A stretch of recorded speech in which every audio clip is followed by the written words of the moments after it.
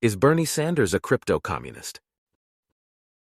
A Bayesian analysis, the word crypto-communist has a paranoid, McCarthyite connotation, but during the Cold War, numerous communist intellectuals and politicians deliberately concealed their commitment to Marxism-Leninism.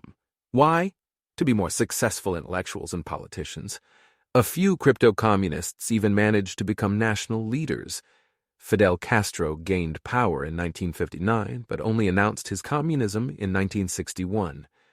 Nelson Mandela presented himself as a reasonable democratic reformer. Yet after his death, the African National Congress openly admitted that Mandela had been on the Politburo of the South African Communist Party for decades.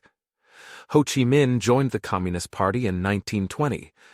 But in 1945, he loudly posed as a moderate democratic reformer, famously quoting the U.S. Declaration of Independence to charm the West. Juan Negrin, the last prime minister of Republican Spain, was also very likely a crypto-communist. Which brings me to my question. What about Democratic presidential candidate Bernie Sanders? Is he a crypto-communist? Sanders has sent decades' worth of frightening signals praising Soviet bloc regimes, honeymooning in the Soviet Union, and such. Indeed, he's said and done almost exactly what you would expect a sincere Marxist-Leninist who wanted to be a U.S. senator would say and do. Note, moreover, that Sanders came of political age during the 60s and 70s, when communism made a big comeback in the U.S. radical left. True, this hardly proves that he's a closeted communist. Alternately, Sanders could be a communist dupe, or even a true believer in finding the good in the bad. The upshot: we have to settle for a probability that Sanders is a crypto-communist, all things considered. When constructing such probabilities, Bayes' rule is usually helpful. As you may recall, the rule states that PAB, PBA, PA, PBA, PRE, PBOA, PA. In this case, we want to know the probability that AA, Sanders is a crypto-communist, given B, his track record. Piece by piece.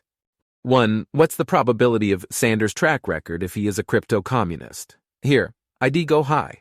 Most crypto-communists in Sanders' position would look like him. I give this 75%. 2. What's the probability of Sanders' track record if he isn't a crypto-communist? Sanders' views have long been extremely unpopular, but quite a few non-communists on the radical left would have shared them. So, I'll give this 0.2%. 3. What's the prior probability of being a crypto-communist? Even during the 60s and 70s, this would be low, but not astronomically low. 0.3% seems plausible. 4. What's the prior probability of not being a crypto-communist? 100.997%. Plugging into Bayes' rule, I get 15.8%, a low but hardly negligible risk that Sanders is totalitarian, hiding in plain sight. Needless to say, you can alter this final estimate by fiddling with the value of the numerical components, but you'd have to change them a lot to get the probability below 5%. Which brings us to a big related question. When does the risk of crypto-communism become disqualifying for a presidential candidate? I say, even a 1% chance should be totally disqualifying, but I fear that most Democrats and many non-Democrats will demur. So what risk would they consider acceptable? 5%? 10%? I don't know, but plausibly revising 1.